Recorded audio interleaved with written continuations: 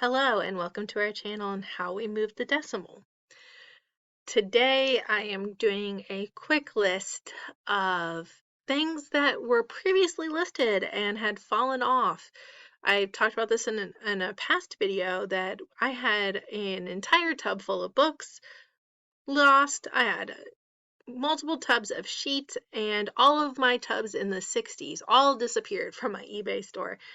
I don't know how it happened. I don't know when it happened. If I was a better person with my eBay store, maybe I would have found it right after it happened. Honestly, this could have been up for a week and then disappeared, a month and then disappeared. No idea. But this is a whole lot of vintage books that we got at an auction. We actually bought an entire bookshelf of vintage books because that's how they were selling it. And I've sold some on local pickup on Facebook Marketplace because they were just too large for me to figure out what to do with. I still on this lot have a large, complete encyclopedia set with yearbooks and everything else that is worth around $400 on eBay that I still haven't listed because I'm not sure how to ship it. I'm probably gonna have to ship it in multiple shipments and I'm probably gonna have to use the shipping bay, so the Pirate Bay of shipping, whatever it's called. I will probably have to use that to ship it because it'll be multiple boxes because it'll be really heavy, multiple meaty mailboxes. I mean, we're probably looking like $60 to $70 to ship. So I've just been avoiding that. Right now, I'm just spinning pictures around in the listings. I went ahead and uploaded all the pictures before I started recording, so I didn't have to worry about accidentally showing files on my computer and stuff, and it just made it a little easier. I will say I've had messages from buyers before complaining that my hands are in the pictures. Like we don't want to see your hands with the books open, or we don't want to see you touching the books, and there's not a lot I can do about that. I've seen other people use like clear bars across the books or clear book page things that they put over the books and have them open. I've noticed some glare on those types of pictures, but honestly, I don't sell books enough to have special book selling stuff. Most of my books are one-offs. I'm not going to bookstores and scanning books. In fact, I get kind of discouraged by it. It's overwhelming. I don't sell on Amazon. Like I've said before, I only sell on eBay. So when I get books, they're mainly vintage, really vintage. Like the one I'm listing now is 1969. I had some in the 40s, some in the 20s. Don't have barcodes on them. So I like to list those more. I just feel like most of the ones with barcodes are oversaturated and it becomes too competitive. Our library every year has this huge Labor Day book sale and they take over the ice skating rink. And if you've ever been to an ice skating rink, they're very large. And so they take over the ice skating rink and they fill it with books and they do bag sales. And the past couple years I haven't been able to go because the thing that's been going on. So I haven't been able to go and do it.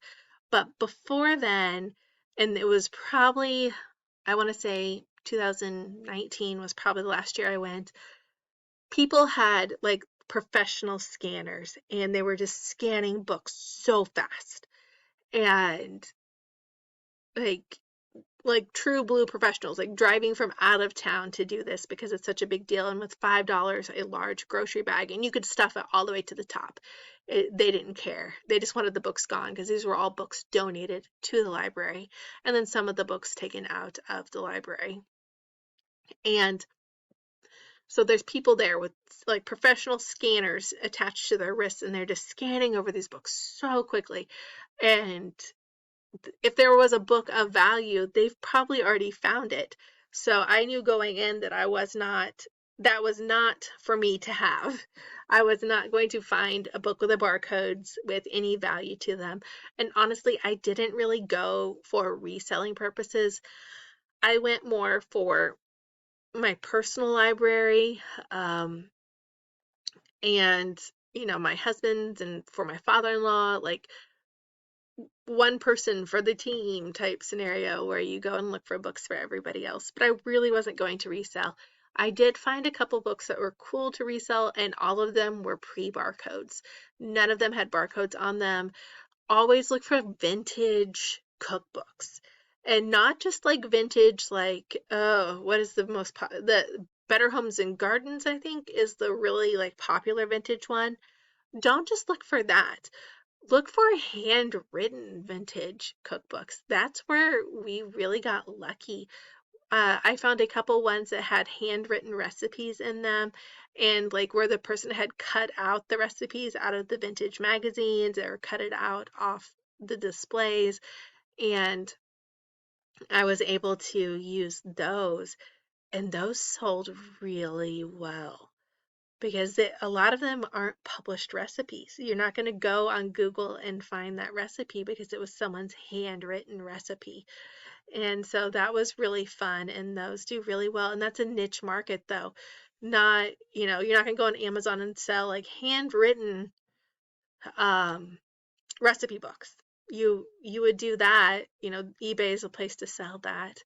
Out of print books, books that may have never been mass produced, a lot of first edition stuff.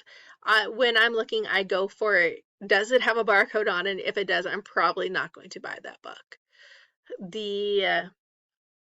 Now I finished with the books and I'm starting into the sheets. Again, these are all the sheets that were lost. If I don't know if you guys are familiar with the really large IKEA bags, the ones you can also wear as like backpacks. I have 2 of those full of sheets that are photographed and I thought were listed, were not listed. I usually split up my sheet sets, so I love vintage sheets. Usually the uglier the sheet, the better. However, I will say I don't know if like blues like are really like making a comeback in home decor, but a lot of my blue stuff I sell very quickly. Blue sheets, blue pillowcases, but I do split them up. I will, if I have a set, I will split it up. I will split a flat sheet, I will split a fitted sheet, I will split the pillowcases. So one sheet set I will have 3 listings for. That's because some people may want specific things.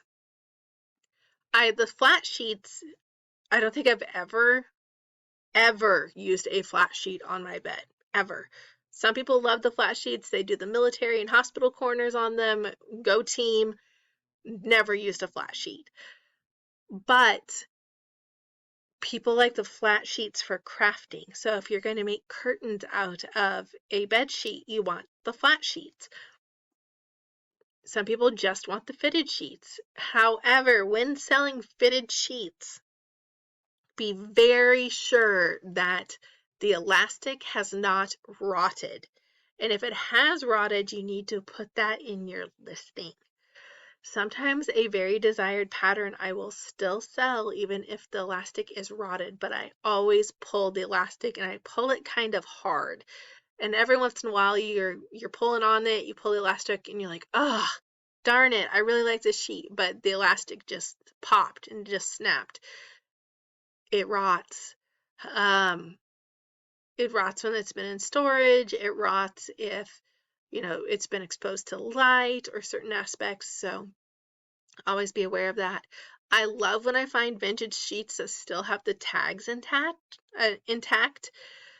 Sometimes the tags are there, but they've been washed so many times you can't even read them. It's nice when they're intact and I can read them, but I don't expect that, and I usually buy based on pattern and feel, not on the brand itself. However, there are specific brands that do sell better, and there are specific types of things, specific types of material, like muslin or 100% cotton. All of that tends to do better. My really old vintage sheets, like 50s, like the 1950s, used to do very well, but honestly, lately it's been the 1980s. And if you can find any 1980s characters or 1980s or 90s characters, especially like popular characters, all of those kids in the 80s and 90s are now adults with credit cards and PayPal accounts, and they tend to go very quickly. Granted, a couple of my stuff never made it to eBay because my husband is also one of those children that never really grew up. So I had a couple of vintage Ninja Turtle curtains, and he kept them for himself and put them up in my house, much to my dismay. But they are relegated to a guest bathroom. So that stuff goes really well. Garfield sells really well. But I do have a soft spot myself for Garfield, but I do not need to have a Garfield blanket or sheets or curtains in my house. I did keep a Garfield shirt for myself that I found at the bins, but it is what it is. So those are the things that sell. Thank you for watching and listening to this video. Hopefully we'll have more to come.